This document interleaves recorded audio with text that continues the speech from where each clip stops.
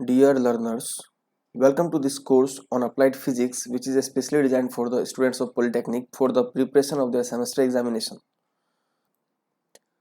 हमारे applied physics के इस लेक्चर सीरीज में हम लोग अभी work, power and energy chapter को डिस्कस कर रहे हैं।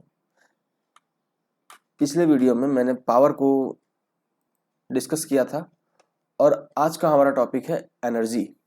यदि आप लोगों ने पिछला वीडियो नहीं देखा है पावर वाला, तो उससे देख ले। इसे देखने से पहले पावर को समझ लें ताकि आपको आगे और भी आसानी हो। ठीक है, तो आज हम डिस्कस करेंगे एनर्जी।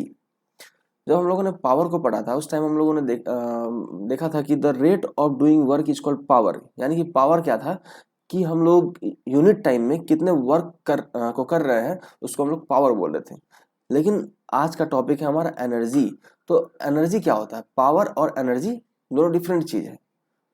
पावर होता है रेट ऑफ डूइंग वर्क, और यदि हम एनर्जी की बात करें तो the capacity of a body to do work is called energy of a body. यदि ये एनर्जी क्या है? किसी भी ऑब्जेक्ट का, किसी भी बॉडी का क्षमता है कि वो कितने कार्य को कर सकता है। तो सिंपली एनर्जी क्या है? Energy is the capacity of a body to do work. अब हम बात करते हैं यूनिट्स ऑफ एनर्जी की। तो यदि हम international standard unit of energy की बात करें तो वो क्या होता है? जूल, जो कि वर्क के यूनिट के बराबर है, क्योंकि वर्क का भी यूनिट क्या होता है? जूल, और एनर्जी का भी यूनिट क्या होता है? जूल। अब यदि हम एटॉमिक और न्यूक्लियर फिजिक्स की बात करें तो वहां पे जो एनर्जी का यूनिट होता है वो क्या होता है? Electron volt.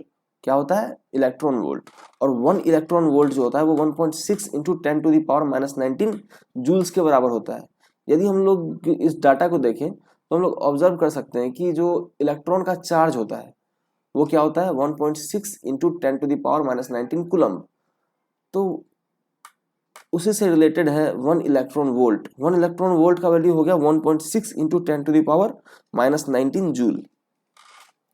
अब यदि हम एनर्जी के कुछ बड़े यूनिट्स की बात करें तो वो क्या होता है? Kilowatt hour. किलोवाट आवर क्या है? एनर्जी का यूनिट है, ये पावर का यूनिट नहीं है। काफी लोग क्या होते हैं कि किलोवाट को देख करके या वाट को देख करके ऐसा सोचते हैं कि जो किलोवाट आवर है वो क्या है? पावर का यूनिट है, लेकिन ऐसा नहीं है। किलोवाट आवर क्या है? एनर्जी का यूनिट है। Kilowatt hour is the unit of energy. अब हम समझते हैं कि 1 किलोवाट आवर क्या होता है। तो 1 किलोवाट आवर, यहां आप देख सकते हैं 1 kilowatt our is the work done in 1 hour by an agent working at a constant rate of 1 kilowatt. तो 1 किलोवाट आवर क्या होता है कि ये वर्क डन होता है किसी भी ऑब्जेक्ट के द्वारा जो कि 1 किलोवाट के रेट से, यानी कि 1000 जूल पर सेकेंड के रेट से क्या कर रहा है? वर्क कर रहा है। यदि कोई भी बॉडी 1000 जूल पर सेकेंड के रेट से क्या कर रहा है? वर्क कर रहा है, तो उसका अगर उसको 1 घंटे तक काम करवाया जाए तब जो टोटल एनर्जी कंज्यूम होगा उसको बोलेंगे 1 किलोवाट आवर। ठीक है, अब हम जानते हैं कि वाट किसका यूनिट होता है? पावर का। ठीक है, तो 1 वाट क्या हो जाएगा? 1 जूल/1 second. 1 watt is equal to 1 जूल/सेकेंड, हम जानते हैं।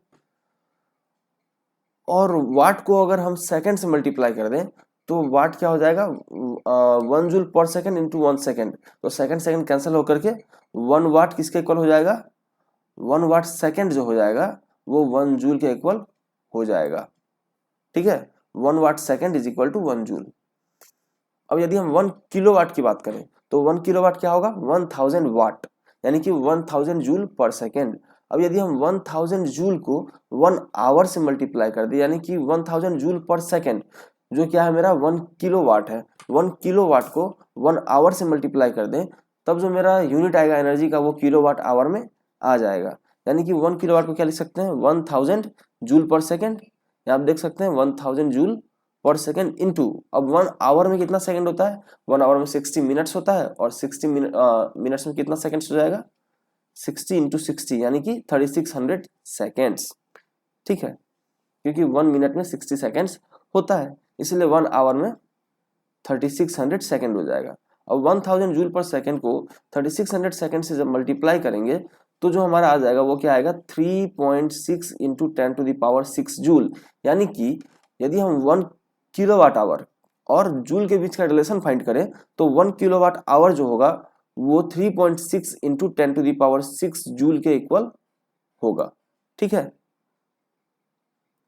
अब फॉर एग्जाम्पल यदि हम बात करें तो हमारे घर में हर किसी के घर में बिजली का कनेक्शन होता है, इलेक्ट्रिसिटी का कनेक्शन होता है। तो इलेक्ट्रिसिटी बोर्ड के द्वारा जो बिल हमें भेजा जाता है वो उसका यूनिट क्या होता है, जो एनर्जी कंज्यूम्ड होता है उसका यूनिट होता है किलोवाट आवर। ठीक है। जैसे यदि हम बात करते हैं कि हमारे किसी मंथ में 6 यूनिट्स कंज्यूम हुआ है, 6 यूनिट्स कंज्यूम होने का मतलब है कि हम लोगों ने 6 किलोवाट आवर इलेक्ट्रिसिटी को कंज्यूम किया है। और यदि किसी के घर में 20 यूनिट्स इलेक्ट्रिसिटी कंज्यूम हुआ है, इसका मतलब है कि एक्चुअल में वह 20 किलोवाट आवर एनर्जी कंज्यूम हुआ है। अब यदि हम बात करें एग्जांपल की, तो यहाँ क्वेश्चन गिवन है इलस्ट्रेशन में कि suppose 100 watt bulb operates for 5 hour, the energy consumed by it is given by. तो देखिए क्या बोल रहा है कि एक बल्ब है जो कितने वाट का है, 100 वाट का, यानी कि 100 जूल एनर्जी वो पर सेकंड क्या कर रहा है, कंज्यूम कर रहा है। अगर 100 जूल एनर्जी पर सेकंड कंज्यूम कर रहा है तो कितना किलोवाट हो गया, 0.1 kilowatt per second, sorry 0.1 kilo joule per second. देखिए इलस्ट्रेशन क्या है कि suppose 100 watt bulb operates for 5 hours, then energy consumed by it is given by, मतलब कि एक बल्ब है जिसका पावर रेटिंग क्या है 100 वाट और उसको 5 आवर्स तक ऑपरेट किया जा रहा है, तो उस दौरान जो एनर्जी कंज्यूम होगा उसको हम लोग कैसे निकालेंगे, किलोवाट आवर में हम लोग एनर्जी को फाइंड कर लेंगे। अब देखिए बल्ब का पावर रेटिंग क्या है 100 वाट, यानी कि बल्ब का जो कंजम्पशन का रेट है वो क्या है 100 जूल पर सेकेंड। हम लोग वाट को क्या करेंगे, किलोवाट में चेंज कर लेंगे, और वाट को किलोवाट में चेंज करने के लिए हम लोग क्या करेंगे, 1000 से डिवाइड करेंगे, यानी कि 100 डिवाइडेड बाय 1000 किलोवाट, यानी कि 0.1 किलोवाट के इक्वल हो जाएगा। और 0.1 किलोवाट को जब हम 5 आवर से मल्टीप्लाई कर देंगे तो वो 0.5 किलोवाट आवर आ जाएगा, यानी कि 0.5 यूनिट जो एनर्जी कंज्यूम होगा वो होगा हाफ यूनिट, 0.5 यूनिट। ठीक है। अब टाइप्स ऑफ मैकेनिकल एनर्जी। सबसे पहले हम जानते हैं कि मैकेनिकल एनर्जी होता क्या है। किसी भी ऑब्जेक्ट के पास यदि उसके मोशन के कारण या फिर उसके पोजीशन के कारण जो एनर्जी होता है उसको हम लोग बोलते हैं मैकेनिकल एनर्जी। यदि कोई ऑब्जेक्ट है या कोई बॉडी है वो क्या कर रहा है, मूव कर रहा है, मूव करेगा तो उसके पास क्या होगा, कुछ वेलोसिटी होगा, कुछ वेलोसिटी होगा तो उसके पास क्या होगा, एनर्जी होगा। और यदि कोई ऑब्जेक्ट किसी हाइट पे रखा हुआ है तब भी क्या होगा, उसके पास कुछ एनर्जी स्टोर्ड होगा। यानी कि मैकेनिकल एनर्जी क्या होता है, किसी भी ऑब्जेक्ट का एनर्जी जो कि उसके मोशन या फिर उसके पोजीशन के कारण होता है। ठीक है। तो मेनली 2 टाइप्स का मैकेनिकल एनर्जी होता है, एक होता है काइनेटिक एनर्जी और दूसरा होता है पोटेंशियल एनर्जी। काइनेटिक एनर्जी की यदि हम बात करें तो क्या होता है, द एनर्जी, काइनेटिक एनर्जी क्या होता है, the energy possessed by a body by virtue of it's motion is called kinetic energy. यदि किसी भी बॉडी के पास जो एनर्जी होता है जो कि उसके मोशन के कारण होता है उस एनर्जी को बोलते हैं काइनेटिक एनर्जी। जैसे कि कोई भी ऑब्जेक्ट है वो क्या कर रहा है, मूव कर रहा है, मूव कर रहा है तो उसके पास कुछ ना कुछ क्या होगा, वेलोसिटी होगा। और हम लोग जानते हैं काइनेटिक एनर्जी क्या होता है, हाफ एम वी स्क्वायर। इसको आगे चल के भी हम डिराइव करेंगे कि हाफ एम वी स्क्वायर कैसे आया। लेकिन अगर किसी बॉडी के पास क्या है, कुछ मोशन है, तो क्या होता है उसके पास काइनेटिक एनर्जी, काइनेटिक एनर्जी होगा जो कि हाफ एम वी स्क्वायर के इक्वल होगा। ठीक है। अब काइनेटिक एनर्जी का जो यूनिट होता है, ऐसा यूनिट वो क्या होता है, जूल। अब काइनेटिक एनर्जी भी क्या है, एक एनर्जी है और एनर्जी का यूनिट किसके यूनिट के इक्वल होता है, वर्क के यूनिट के इक्वल। तो इसलिए काइनेटिक एनर्जी का यूनिट किसके इक्वल हो जाएगा, जूल के इक्वल। ठीक है। अब यदि हम कुछ एग्जांपल्स की बात करें तो क्या है, अब ball, a moving ball possesses kinetic energy.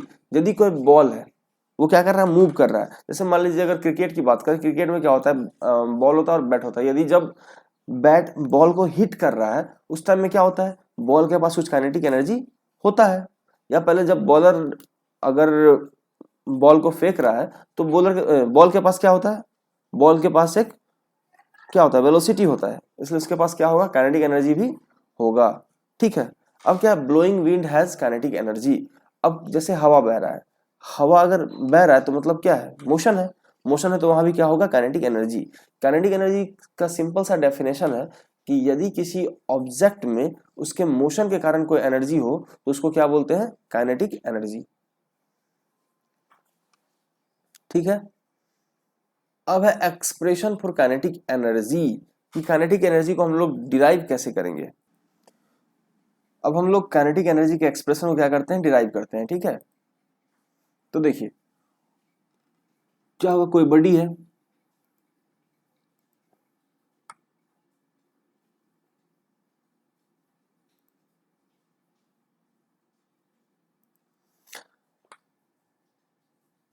हम मान लेते हैं कि बॉडी इनिशियली क्या होगा, रेस्ट पे होगा, रेस्ट पे होगा, उसका वेलोसिटी क्या होगा, जीरो। और कुछ टाइम के बाद जब हम उस पर बॉडी पे फोर्स अप्लाई करेंगे तो फोर्स अप्लाई करने से क्या होगा, उस बॉडी का, बॉडी में कुछ मोशन होगा, उस बॉडी का वेलोसिटी चेंज होगा। ठीक है, तो मैं आपके लिए डायग्राम बना देता हूं। देखिए डायग्राम में क्या है कि जो ये फर्स्ट डायग्राम है, फर्स्ट डायग्राम में क्या है कि बॉडी का मास क्या है, m। उस टाइम को हम लोग t is equal to zero मानते हैं, और u यानी कि इनिशियल वेलोसिटी उस टाइम क्या होगा, जीरो, क्योंकि बॉडी क्या है, रेस्ट पे है। और हम उसके बाद क्या किए कि राइट डायरेक्शन में इस पे एक एक्सटर्नल फोर्स लगाना स्टार्ट किए। जब हम एक्सटर्नल फोर्स लगाएंगे तो न्यूटन्स थर्ड लॉ के अकॉर्डिंग जो बॉडी फोर्स लगाएगा वो क्या होगा, मास टाइम्स एक्सेलरेशन। तो फोर्स किसके इक्वल हो जाएगा, न्यूटन्स थर्ड लॉ से, mass into acceleration, F is equal to ma के इक्वल हो जाएगा। लेकिन जब हम t सेकंड्स के बाद देखेंगे, t is equal to t seconds पे, तो उस टाइम वेलोसिटी जीरो से कुछ चेंज हो चुका होगा, क्योंकि बॉडी के पास क्या है, एक्सेलरेशन है। ठीक है, तो उस टाइम क्या होगा, बॉडी का वेलोसिटी चेंज होकर के, यानी कि जीरो से क्या हो जाएगा, v हो जाएगा। और हमारे पास कुछ इक्वेशन है जिससे कि हम लोग क्या कर सकते हैं, वेलोसिटी v का वैल्यू फाइंड कर सकते हैं। तो हमारे पास एक इक्वेशन है कि v square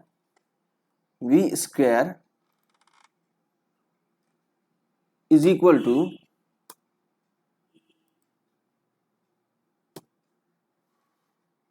u square plus 2as। v क्या है, फाइनल वेलोसिटी, u क्या है, इनिशियल वेलोसिटी, और a क्या है, एक्सेलरेशन, s क्या है, डिस्प्लेसमेंट। तो इससे हम लोग क्या देख सकते हैं कि जो v है वो क्या, उसको हम v के इक्वल लिखेंगे, v is equal to u square, u क्या है मेरा, जीरो, तो u स्क्वायर भी क्या हो जाएगा, जीरो, u स्क्वायर भी क्या हो जाएगा, zero, zero plus 2 into a into displacement s। ठीक है, और यहां से हम यदि, सॉरी v के जगह v स्क्वायर होगा, v square is equal to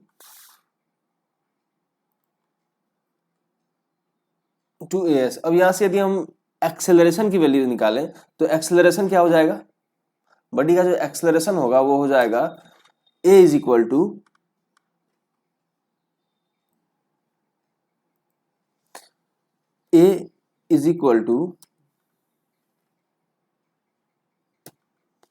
v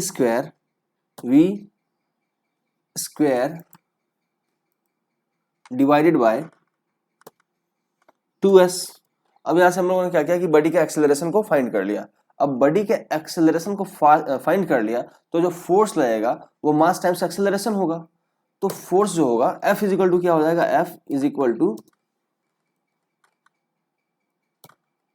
equal to mass times acceleration, यानी कि F is equal to mass हमारा क्या है m, और एक्सेलरेशन क्या है, एक्सेलरेशन है हमारा v square by 2s, m into v square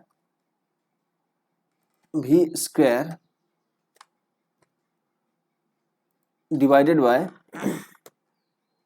2s। अब देखिए यहां से हमारा क्या आ गया, फोर्स का वैल्यू क्या है, M v square by 2s। अब यदि हमको यहां से वर्क निकालना हो कि इस बॉडी को इनिशियल पोजीशन से, जहां पे कि t क्या था, जीरो, और इनिशियल वेलोसिटी u क्या था, जीरो, फाइनल पोजीशन तक, जहां पे क्या है डिस्प्लेसमेंट s हो चुका है, टाइम t हो चुका है और वेलोसिटी उसका चेंज होकर के 0 से v हो चुका है।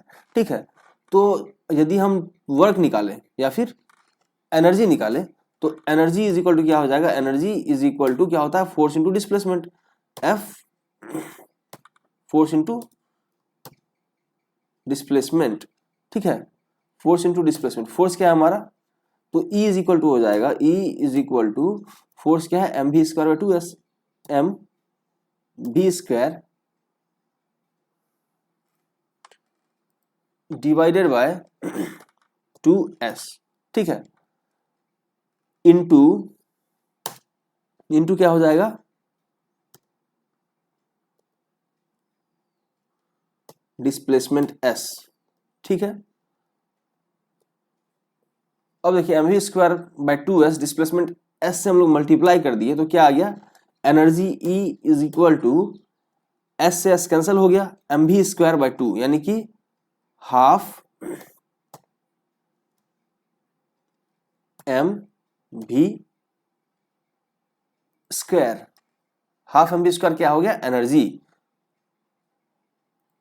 तो हमारा काइनेटिक एनर्जी किसके बराबर आ गया, काइनेटिक एनर्जी किसके इक्वल आ गया, E is equal to half m b square. ठीक है,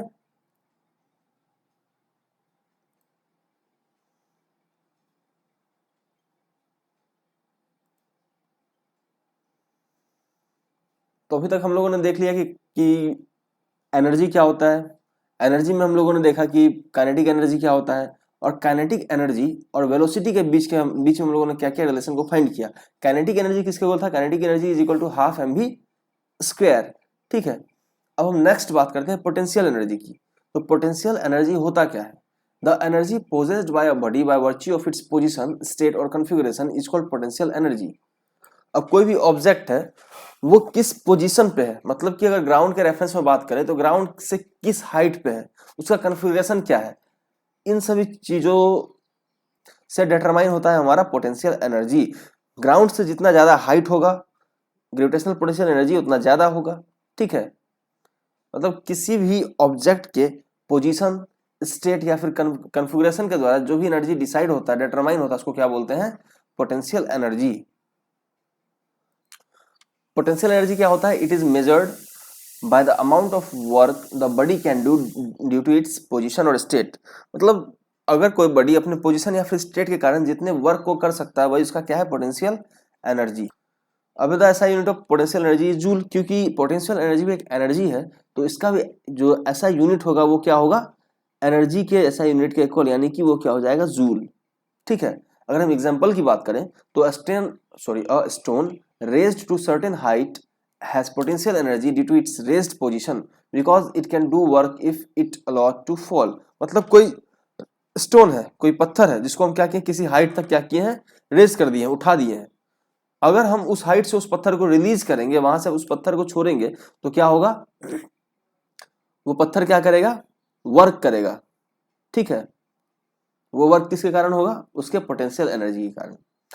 अब बोल रहा है water at higher level in a dam has potential energy due to its position. अब यदि हम डैम की बात करें, बड़े बड़े डैम्स की, जहां पे क्या होता है, बहुत सारे वाटर को जमा करके रखा जाता है, तो वाटर क्या करता है, बहुत ज्यादा हाइट अटेन कर लेता है।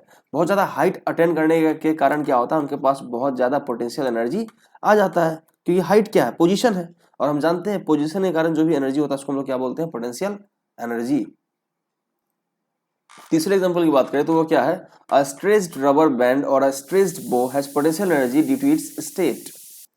सो यदि हम धनुष की बात करें, धनुष में क्या होता है कि स्ट्रिंग होता है, एक रस्सी होता है, जिसमें हम लोग क्या करते हैं, एरो को वहां पे क्या करते हैं, एरो को स्ट्रेच करके, उस स्ट्रिंग को स्ट्रेच करके क्या करते हैं, रिलीज करते हैं। तो जो एनर्जी स्ट्रिंग में था, जो एनर्जी रस्सी में था, वो कहाँ ट्रांसफर हो गया, तीर के पास, और हमारा जो एरो था वो क्या हो गया, काफी दूर, उस एनर्जी के कारण क्या हुआ, काफी दूर वो चला गया। ठीक है, अब है एक्सप्रेशन फॉर पोटेंशियल एनर्जी। यहां देखें तो क्या है, यदि कोई ऑब्जेक्ट है जो कि कहाँ है, ग्राउंड लेवल पे, कहाँ पे है, यह है ग्राउंड लेवल। ग्राउंड पे कोई ऑब्जेक्ट रखा हुआ है तो उसका हाइट क्या हो जाएगा, ग्राउंड के रेफरेंस में 0। ठीक है, तो उसके पास जो पोटेंशियल एनर्जी होगा वो भी क्या हो जाएगा, 0 के इक्वल हो जाएगा। ठीक है, अब बॉडी के पास कुछ ना कुछ मास तो होगा। अब जब हम इस बॉडी को क्या करेंगे कि ग्राउंड से रेज करेंगे किसी हाइट पे, तो क्या होगा, जो फोर्स हमें अपवर्ड डायरेक्शन में लगाना होगा वो किसके इक्वल होगा, बॉडी के वेट के इक्वल, यानी कि mg के इक्वल। F किसके बराबर हो जाएगा, mg के बराबर। तो फोर्स हमारा आ गया mg, और हम जानते हैं वर्क डन क्या होता है, फोर्स इनटू डिस्प्लेसमेंट। डिस्प्लेसमेंट यहाँ वर्टिकल डायरेक्शन में हो रहा है जो कि h के इक्वल है। तो जो हमारा वर्क हो जाएगा वो क्या हो जाएगा, work done is equal to force into displacement, यानी कि mg इनटू h। तो हमारा जो वर्क डन था वो क्या आ गया, mgh। ठीक है, तो जब हम लोग वर्क डन करते हैं किसी भी ऑब्जेक्ट को h हाइट तक उठाने के लिए, तो वो उसमें क्या हो जाता है, पोटेंशियल एनर्जी के फॉर्म में स्टोर्ड हो जाता है। ठीक है, इसलिए इस ऑब्जेक्ट का जो ग्रेविटेशनल पोटेंशियल एनर्जी होगा वो किसके इक्वल हो जाएगा, mgh के इक्वल। ठीक है, और अब है कुछ क्वेश्चंस, आइए हम लोग क्वेश्चन को डील करते हैं। क्या बोल रहा है, spring extended by 20 mm possesses a potential energy of 10 joule. What will be the potential energy if the extension of spring becomes 30 mm? यहाँ पे देखिए हम लोग को स्प्रिंग का क्या दिया हुआ है, मास नहीं दिया हुआ है, लेकिन क्या बोल रहा है, जब हम लोग क्या कर रहे हैं, स्प्रिंग को एक्सटेंड कर रहे हैं कितना, 20 mm। तो आप लोग देख सकते हैं कि जो यहाँ लेंथ है, जो एक्सटेंड हुआ है लेंथ, वो यहाँ mm में दिया हुआ है। लेकिन हम लोग जानते हैं कि MKS सिस्टम में हम लोग क्या करते हैं, लेंथ को मीटर में लेते हैं। ठीक है, तो जो 20 mm है उसको हम लोग क्या करेंगे, मीटर में चेंज कर लेंगे। और mm को मीटर में चेंज करने का जो वे होता है वो क्या होता है, हम लोग mm में दिए हुए यूनिट को क्या करते हैं, 1000 से डिवाइड कर देते हैं, तो वो मीटर में चेंज हो जाता है। तो 20 mm क्या हो जाएगा, 20 इंटू 10⁻³ मीटर। अब बॉडी का मास कुछ भी नहीं दिया हुआ है, तो मास को हम लोग क्या सपोज कर लेंगे, m। ठीक है, अब बोल रहा है कि जब m मास वाले ऑब्जेक्ट को जब क्या किए, स्प्रिंग में से कनेक्ट करके क्या किया, जब उसको रिलीज किया तो क्या हुआ, जो स्प्रिंग था वो 20 mm क्या हो गया, एक्सटेंड हो गया, वो 20 mm फैल गया, मतलब 20 mm उसका लेंथ और इंक्रीज हो गया। ठीक है, तो जो पोटेंशियल एनर्जी दिया हुआ है, यानी कि जो mgs दिया हुआ उसका वैल्यू 10 है, तो मास को हम लोग 20 mm से मल्टीप्लाई करेंगे। h क्या हो गया, हाइट मेरा 20 mm, तो मास को हम लोग 20 mm से मल्टीप्लाई करेंगे, और जो हमारा g का वैल्यू होता है 9.8 मीटर पर सेकेंड स्क्वायर, तो हमारा क्या आ जाएगा, 10 जूल। और इससे हम लोग क्या करेंगे, इजी वे में मास का वैल्यू फाइंड कर सकते हैं, क्योंकि आप यहाँ देखिए हाइट मेरा क्या हो गया 20 mm, 20 इंटू 10⁻³ मीटर, जी मेरा क्या हो गया 9.8 मीटर पर सेकेंड स्क्वायर। ठीक है, मास हम लोग को गिवन नहीं है, पोटेंशियल एनर्जी गिवन है, mgs का वैल्यू क्या है 10 जूल। तो मास इंटू 9.8 इंटू 10⁻³ इंटू 20 जो है वो 10 जूल के इक्वल है। तो मास यदि हम यहाँ से फाइंड करें तो क्या हो जाएगा, 10 डिवाइडेड बाय 9.8 इंटू 20 इंटू 10⁻³, जो कि यहाँ से अगर हम मास का वैल्यू फाइंड करें तो मास का वैल्यू क्या आ जाएगा, 51.021 किलोग्राम। अब हमारा मास का वैल्यू आ गया, तो सेकंड केस में जब एक्सटेंशन 30 mm हुआ है, तो उस केस में हम लोग क्या कर सकते हैं, पोटेंशियल एनर्जी यानी कि mgs का वैल्यू फाइंड कर सकते हैं। तो m मेरा आ गया 51.021, g मेरा है 9.8 मीटर पर सेकंड स्क्वायर, और h मेरा है 30 इंटू 10⁻³ मीटर। तो इन तीनों को जब हम मल्टीप्लाई कर देंगे तो हमारा पोटेंशियल एनर्जी आ जाएगा, वो किसके इक्वल होगा, 15 जूल के इक्वल। ठीक है, अब है दूसरा क्वेश्चन, एग्जाम्पल टू की हम बात करें तो क्या है, what will be the velocity of a body having mass 1 kg and kinetic energy 1 joule. अब एक बॉडी है जिसका मास कितना है 1 किलोग्राम और काइनेटिक एनर्जी है 1 जूल। हम लोगों को इस केस में क्या फाइंड करना है, इस बॉडी का वेलोसिटी। ठीक है, हम लोगों को पता है कि काइनेटिक एनर्जी क्या होता है, half mass into velocity square, तो जो कि किसके इक्वल गिवन है, 1 जूल के इक्वल, और मास हमारा क्या है 1 किलोग्राम। तो हाफ mv स्क्वायर में जब हम लोग पुट कर देंगे इन सभी चीजों को, तो क्या हो जाएगा, हाफ इंटू मास की जगह 1 पुट करेंगे, इंटू वेलोसिटी स्क्वायर की जगह v स्क्वायर पुट कर देंगे, क्योंकि वेलोसिटी हम लोग को फाइंड करना है, तो इसको वेरिएबल के टर्म में ही रखेंगे। तो वेलोसिटी स्क्वायर की जगह v स्क्वायर कर देंगे, वो किसके इक्वल है, 1 जूल के इक्वल, तो इज इक्वल टू 1 हो गया। ठीक है, यहाँ से v स्क्वायर बाई 2 का वैल्यू आ गया 1, तो v स्क्वायर का वैल्यू क्या आ गया 2, इसलिए v का वैल्यू क्या हो जाएगा, यहाँ v स्क्वायर है लेफ्ट हैंड साइड में, राइट हैंड साइड में 2 है, तो v का वैल्यू हो जाएगा √2, तो v इज इक्वल टू √2 हो जाएगा। और यदि हम √2 का वैल्यू फाइंड करें तो क्या होता है 1.414। ठीक है, तो वेलोसिटी क्या हो गया 1.414 मीटर पर सेकेंड।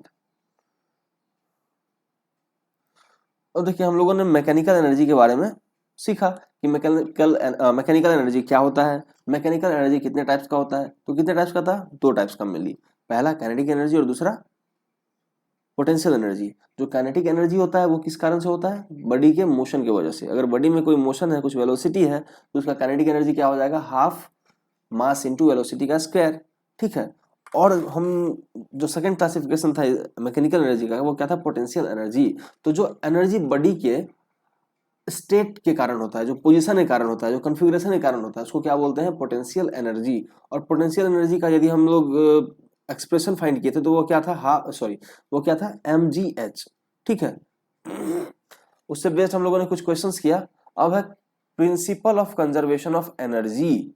ठीक है, कि एनर्जी का कंजर्वेशन का क्या है ये प्रिंसिपल, वो क्या होता है कि energy can neither be created, यहाँ आप लोग देख सकते हैं, energy can neither be created nor destroyed but may be converted from one form to another. तो ये क्या है, कुछ फिजिक्स का फंडामेंटल लॉ है कि एनर्जी को ना ही डिस्ट्रॉय किया जाता है, ना ही डिस्ट्रॉय किया जा सकता है, ना ही क्रिएट किया जा सकता है। बस ये क्या हो सकता है, एक फॉर्म से दूसरे फॉर्म में चेंज हो सकता है। ठीक है। यदि हम एग्जांपल ले किसी कार की, कार क्या हो रहा है कि हाई स्पीड से वो क्या कर रहा था, रोड पे मूव कर रहा था। उसके बाद क्या हुआ, आगे वो कहीं मान लीजिए टकरा गया। टकराने से क्या होगा, जो उसके पास जो एनर्जी था, काइनेटिक एनर्जी हाफ mv², वो डिस्ट्रॉय नहीं होगा, वो क्या हो जाएगा, अदर फॉर्म्स में चेंज हो जाएगा। जैसे कि साउंड एनर्जी के फॉर्म में, हीट एनर्जी के फॉर्म में। ठीक है। तो एनर्जी का क्या हो रहा है, कन्वर्जन हो रहा है, एनर्जी डिस्ट्रॉय या क्रिएट वहां पे नहीं हो रहा है। ठीक है। अब है conservation of mechanical energy of a freely falling body. यदि कोई बॉडी फ्रीली फॉल कर रहा है, मतलब एक बॉडी को हम लोग हाइट एच पे ले गए और वहां से उसको फ्रीली रिलीज कर दिए, उस पर कोई भी एक्सटर्नल फोर्स नहीं लग रहा, बस जो नीचे की तरफ अर्थ जो एक्सेलरेशन ड्यू टू ग्रेविटी लगता है, बस वही लग रहा है, मास टाइम्स एक्सेलरेशन यानी कि mg, और अदर कोई भी फोर्स नहीं लग रहा है। तो उस केस में हम लोग देखते हैं कि जो मैकेनिकल एनर्जी होता है वो कंजर्व कैसे रहता है। ठीक है। अब हम लोग क्या करेंगे, एक बॉडी ले लेंगे जिसका मास क्या होगा, m। ठीक है। मान लेंगे कि वो किसी हाइट पे है और उस हाइट पे वो क्या है, रेस्ट पे, किसी भी मोशन में नहीं है। ठीक है। तो अब देखिए वो रेफरेंस लेवल से यानी कि जीरो लेवल से कहाँ है, h हाइट पे है, तो उस टाइम में उसके पास जो एनर्जी होगा वो पोटेंशियल एनर्जी होगा। क्यों, वो पोटेंशियल एनर्जी होगा और पोटेंशियल एनर्जी mgh के बराबर होगा। उसके पास उस टाइम पे कोई भी काइनेटिक एनर्जी नहीं होगा, क्योंकि बॉडी क्या है, रेस्ट पे है। और रेस्ट पे यदि हम हाफ mv² को अप्लाई करें तो v क्या हो जाएगा, जीरो, इसलिए हाफ mv² भी हो जाएगा जीरो। ठीक है। तो जो यदि बॉडी ए हाइट पे है, एच हाइट पे है, पोजीशन ए पे, तो उस टाइम जो उसके पास एनर्जी होगा वो सिर्फ होगा पोटेंशियल एनर्जी, जो कि mgh के इक्वल होगा। ठीक है। तो टोटल एनर्जी, अगर पोजीशन ए पे हम टोटल एनर्जी की बात करें तो वो kinetic energy plus potential energy यानी कि जीरो प्लस mgh यानी कि mgh के बराबर हो जाएगा। अब यदि हम बीच में ग्राउंड और ए के बीच में कोई एक पोजीशन लेते हैं बी। ठीक है। हम मानते हैं कि ए से बी का जो डिस्टेंस है वो क्या है, x। तो b से जो ग्राउंड का डिस्टेंस हो जाएगा वो क्या हो जाएगा, h माइनस एक्स, क्योंकि इन दोनों डिस्टेंस को क्या सम करके क्या आना चाहिए, h। तो देखिए h माइनस एक्स में जब हम लोग x को ऐड करेंगे तो क्या आ जाएगा, h। ठीक है। इसलिए यदि हम a से b का डिस्टेंस अभी फाइंड करें तो वो क्या हो जाएगा, x। ठीक है। और ग्राउंड से यदि हम b का डिस्टेंस फाइंड करें तो क्या हो जाएगा, h माइनस एक्स। तो इस टाइम पे जो बॉडी के पास एनर्जी होगा वो क्या होगा, पोटेंशियल एनर्जी हो जाएगा mg इंटू हाइट क्या है, h माइनस एक्स। तो पोटेंशियल एनर्जी हो गया mg h माइनस एक्स। ठीक है। और यदि हम काइनेटिक एनर्जी की बात करें तो काइनेटिक एनर्जी के लिए हमको वीबी पे यानी कि पोजीशन बी पे इस ऑब्जेक्ट का वेलोसिटी चाहिए। वेलोसिटी हम लोग कैसे निकालेंगे, बस सेम मेथड है, v² is equal to u² plus 2as। ठीक है। यहाँ एक्सेलरेशन क्या है, एक्सेलरेशन ड्यू टू ग्रेविटी। तो vv² इज इक्वल टू क्या हो जाएगा, vv² is equal to 0² plus 2 into g into x. क्योंकि देखिए क्या होता है, v² minus u² is equal to 2as। A यहाँ क्या है, एक्सेलरेशन क्या होता है, acceleration due to gravity, g हो जाएगा। ठीक है। और x यहाँ क्या है, डिस्प्लेसमेंट है ना, जो अबव लेवल था h, उससे कितना डिस्प्लेस हो गया, उससे h डिस्प्लेस होकर नीचे आ गया है। ठीक है। तो वेलोसिटी वी बी स्क्वायर जो होगा वो 2gx के इक्वल होगा। तो काइनेटिक एनर्जी क्या हो जाएगा, वेलोसिटी हमारा आ गया वी बी स्क्वायर, तो काइनेटिक एनर्जी होता है half m v b square, यानी कि हाफ एम इंटू 2gx यानी कि mgx।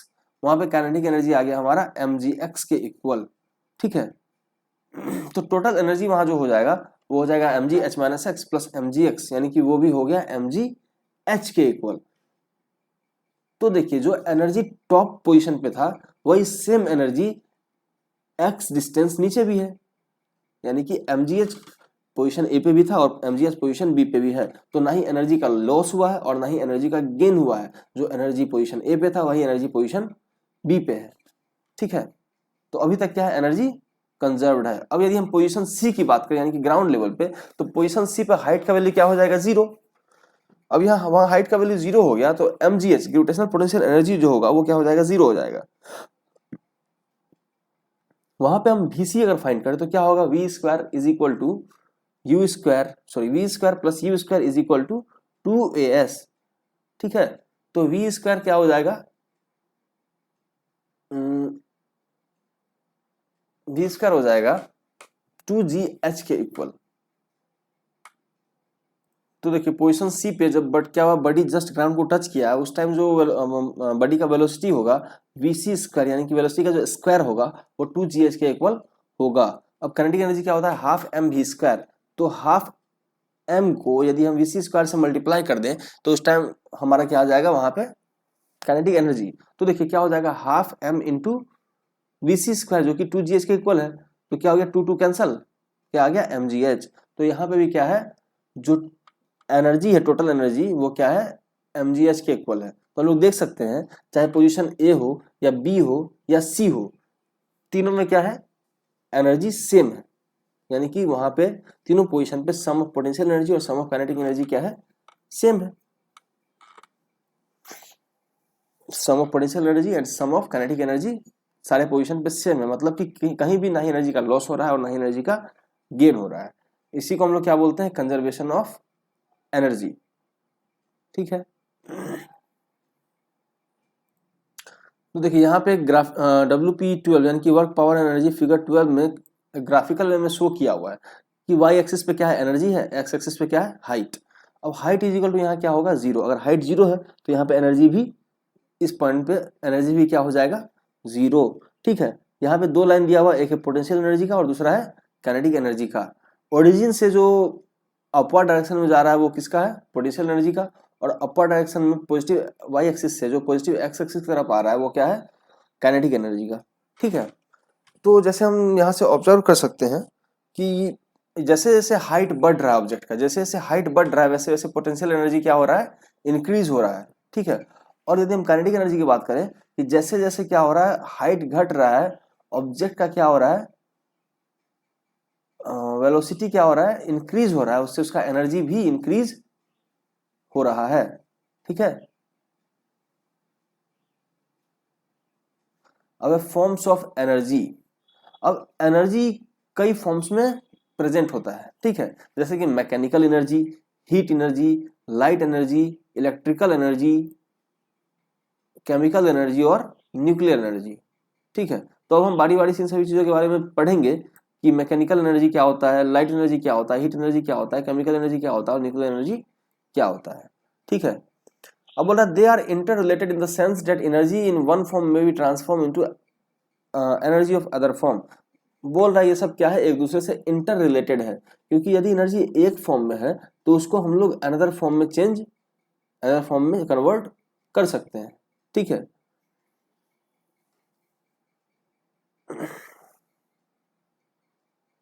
देखिए यदि हम कन्वर्जन ऑफ एनर्जी के एग्जांपल्स की बात करें तो जब दो चीज आपस में क्या होता है, रब किया जाता है, मतलब घिसा जाता है, तो उस टाइम जो मैकेनिकल एनर्जी होता है वो हीट एनर्जी में चेंज हो जाता है।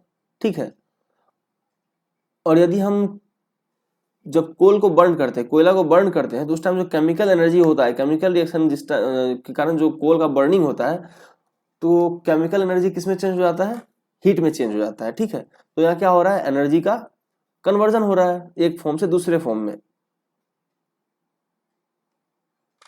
अब देखिए क्या है कि when electric current passes through the filament, जब इलेक्ट्रिक करंट किसी बल्ब के फिलामेंट से पास होता है तो वहां क्या होता है, इलेक्ट्रिकल एनर्जी जो है वो लाइट के फॉर्म में कन्वर्ट हो जाता है ना। अब देखिए different forms of energy are discussed below. अब डिफरेंट फॉर्म्स ऑफ एनर्जी जो होता है वो क्या होता है उसके बारे में हम लोग अब जानते हैं। पहला क्या है, मैकेनिकल एनर्जी, जिसको भी हम लोगों ने पढ़ा है कि मैकेनिकल एनर्जी क्या होता है, ऐसा कोई भी एनर्जी जो कि बॉडी के मोशन या फिर उसके पोजीशन के कारण हो तो उसको बोलते हैं मैकेनिकल एनर्जी। और मैकेनिकल एनर्जी का टू टाइप था, एक था पोटेंशियल एनर्जी और दूसरा था काइनेटिक एनर्जी। ठीक है, दूसरा है लाइट एनर्जी। तो देखिए लाइट एनर्जी के बारे में क्या है कि लाइट में be defined as a form of radiant energy which produces in us the sensation of sight. तो लाइट क्या है, एक फॉर्म ऑफ एनर्जी है जो कि हमें क्या करता है, सेंस ऑफ साइट, मतलब वो हमें चीजों को देखने में हमारी मदद करता है। ठीक है, अब लाइट की बात करें तो सनलाइट को भी हम लोग अदर फॉर्म में कन्वर्ट कर सकते हैं, जैसे कि जो सोलर पैनल्स होते हैं, सोलर पैनल्स का काम क्या होता है, सनलाइट को इलेक्ट्रिसिटी में कन्वर्ट करना। ठीक है, या देखिए क्या बोल रहा है कि transfer of energy between light and matter can occur only in packet और quanta, this quantum of light energy is known as photons.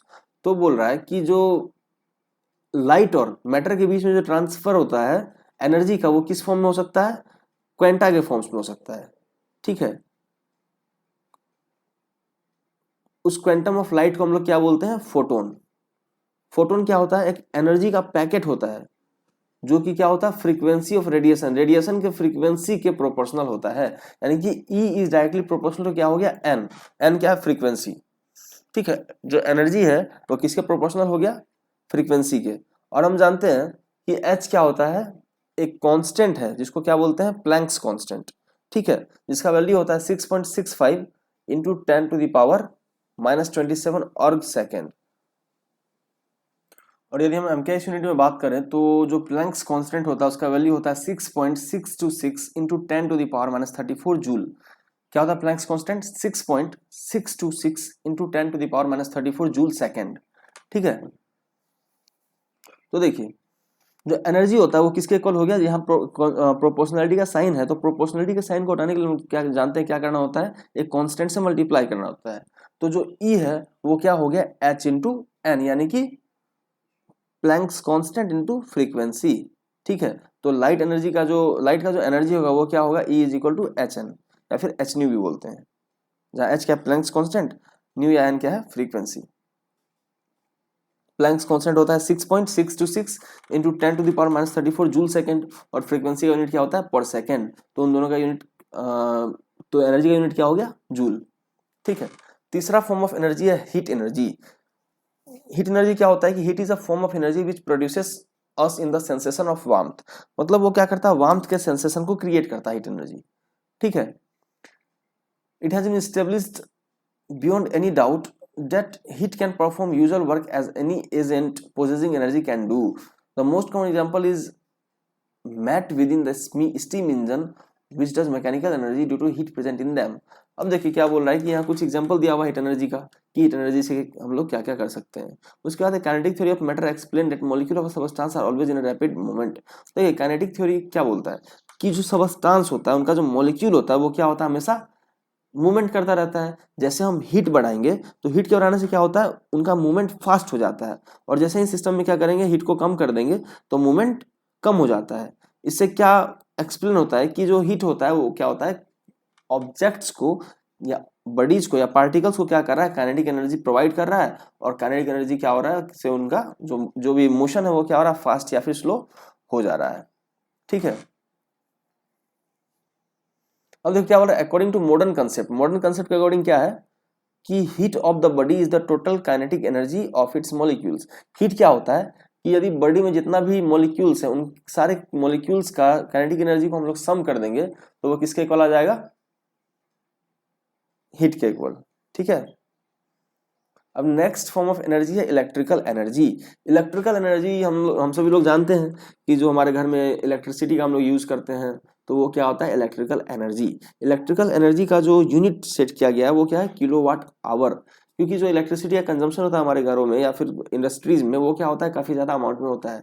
और यदि हम जूल्स में उनको मेजर करेंगे तो क्या होगा कि वो काफ़ी लेंदी हो जाएगा, इसलिए उसको शॉर्ट करने के लिए क्या किया गया है, किलोवाट आवर यूनिट को यूज किया जाता है। ठीक है, और हम जानते हैं कि 1 किलोवाट में कितना जूल होता है, 3.6 into 10⁶ joules. 1 kilowatt hour is equal to 3.6 into 10⁶ joules के इक्वल होता है। ठीक है,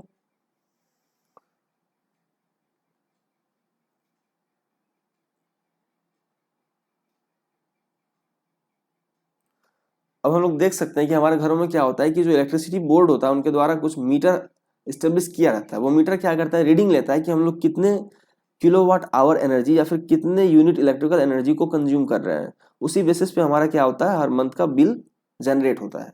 तो अगर हम एग्जांपल लें कि मान लीजिए हम लोग 60 वाट वाले बल्ब को क्या कर रहे हैं, 5 आवर्स तक यूज कर रहे हैं, हर दिन 5 आवर्स तक 60 वाट वाले बल्ब को यूज कर रहे हैं, और लगातार उसको हमने 30 डेज तक किया, तो हमारा जो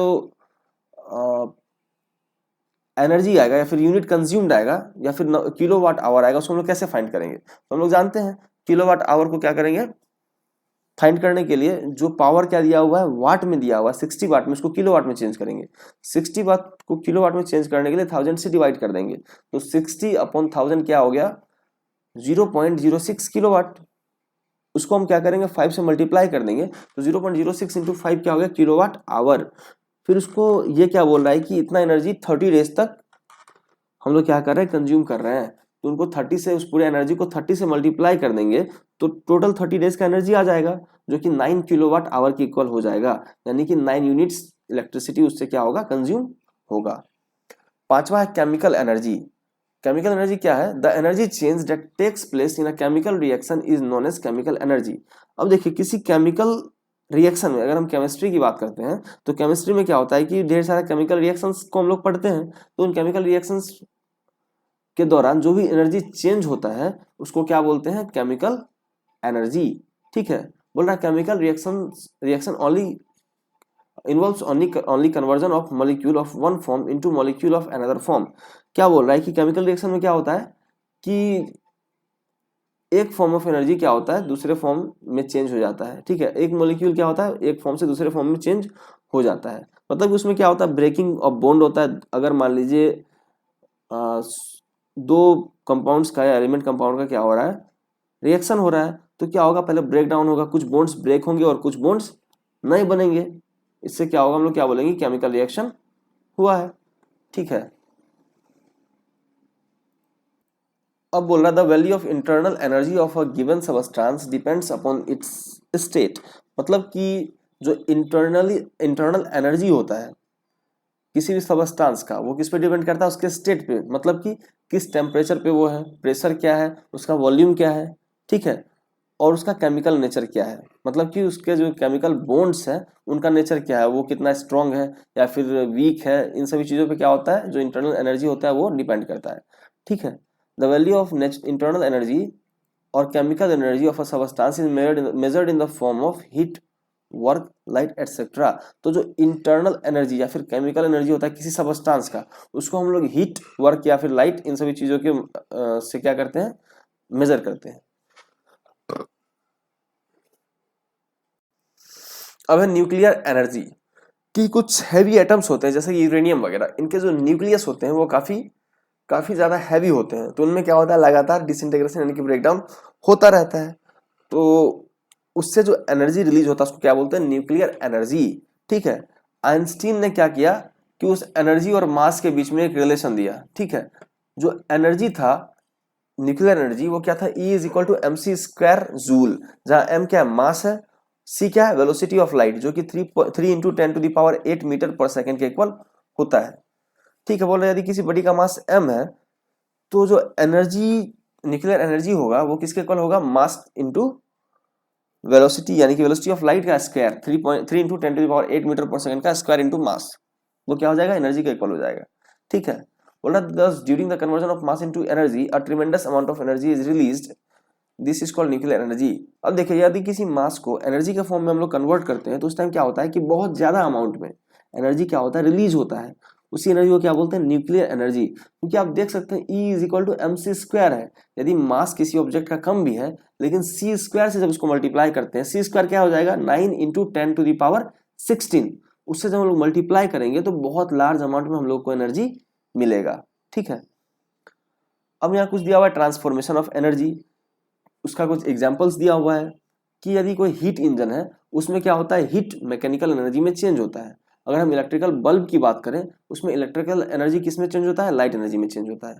यदि हम इलेक्ट्रिकल हीटर की बात करें तो उसमें इलेक्ट्रिकल एनर्जी किस में चेंज होता है, हीट एनर्जी में चेंज होता है। ठीक है, यदि हम डैम की बात करें तो पोटेंशियल एनर्जी जो होता है वाटर का वो काइनेटिक एनर्जी में चेंज हो जाता है, और वो काइनेटिक एनर्जी क्या करता है, जो टरबाइन होता है उसको रोटेट करता है हाइड्रो इलेक्ट्रिक पावर प्लांट में।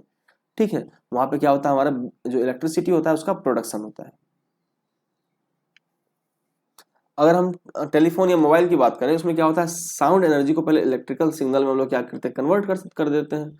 ठीक है, और फिर इलेक्ट्रिकल सिग्नल को किसमें, इलेक्ट्रिकल एनर्जी को किसमें, साउंड एनर्जी में कन्वर्ट किया जाता है रिसीवर के पास। ठीक है, अब सब important example of transformation of energy are. अब कुछ इंपॉर्टेंट एग्जांपल है जहां पे कि एनर्जी क्या होता है, एक फॉर्म से दूसरे फॉर्म में चेंज होता है, यानी कि ट्रांसफॉर्म होता है। तो क्या बोल रहा है, a coal fired power plant involves 3 power transfer. यदि कोल पावर प्लांट है जहाँ पे क्या हो रहा है, एनर्जी हम लोग कोल को बर्न करके ऑब्टेन कर रहे हैं, तो क्या वहां पे क्या होता है कि केमिकल एनर्जी जो होता है कोल का वो कन्वर्ट होता है थर्मल एनर्जी यानी कि हीट एनर्जी में, और जो थर्मल एनर्जी होता है वो काइनेटिक एनर्जी में चेंज होता है कहाँ पे, स्टीम में। जो भी भाप होता है, भाप जो बनता है पानी का, उसके काइनेटिक एनर्जी में वो थर्मल एनर्जी चेंज हो जाता है।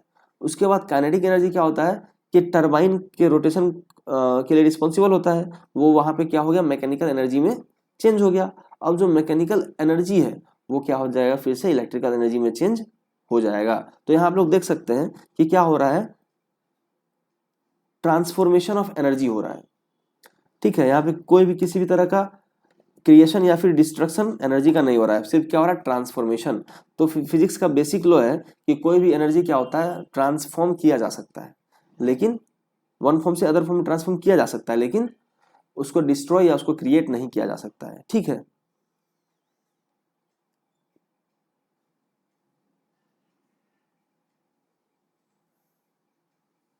ठीक है, और हम लोग जानते हैं कि एनर्जी का यूनिट क्या होता है, किलोवाट आवर। यदि एनर्जी बहुत ज़्यादा अमाउंट में कंज्यूम हो रहा है तो उस टाइम जो हम लोग एनर्जी का यूनिट यूज करते हैं वो होता है किलोवाट आवर, और 1 किलोवाट आवर किसके इक्वल होता है, 3.6 इंटू 10⁶ जूल के इक्वल होता है।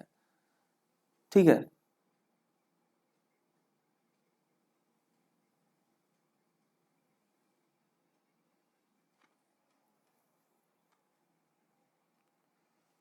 अब ये यहाँ पे एक एग्जांपल है कि suppose 100 watt bulb operates for 5 hour, then energy consumed is given by. तो सिंपल है कि जो वाट में पावर गिवन है, पावर रेटिंग वाट में, उसको क्या करेंगे, किलोवाट में चेंज करके आवर से मल्टीप्लाई कर देंगे, तो किलोवाट आवर यानी कि हमारा बिजली यूनिट्स में आ जाएगा कि हमने कितने यूनिट इलेक्ट्रिकल एनर्जी को कंज्यूम किया है। ठीक है, अब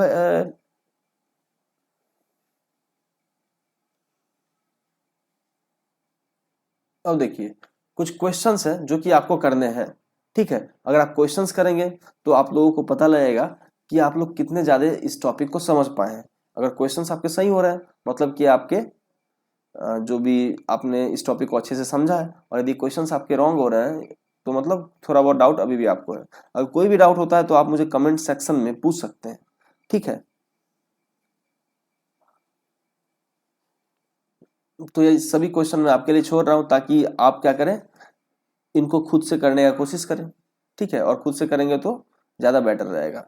यदि इसमें से किसी भी क्वेश्चन में आप लोगों को डाउट आता है तो आप लोग मुझसे कमेंट सेक्शन में पूछ सकते हैं। ठीक है, मैं आपके कमेंट का आंसर करूंगा। ठीक है, तो जो आज का हमारा टॉपिक था एनर्जी, वो यहीं तक। अगर आपको ये वीडियो अच्छा लगा हो तो चैनल को सब्सक्राइब कीजिए, वीडियो को लाइक कीजिए और ज़्यादा से ज़्यादा शेयर कीजिए ताकि बाकी स्टूडेंट्स को भी इस वीडियो का क्या हो सके, फायदा मिल सके, बाकी स्टूडेंट्स भी इस वीडियो को पढ़ सके, मतलब इस वीडियो से अपने एग्जाम की प्रिपरेशन कर सके। ठीक है, थैंक यू सो मच।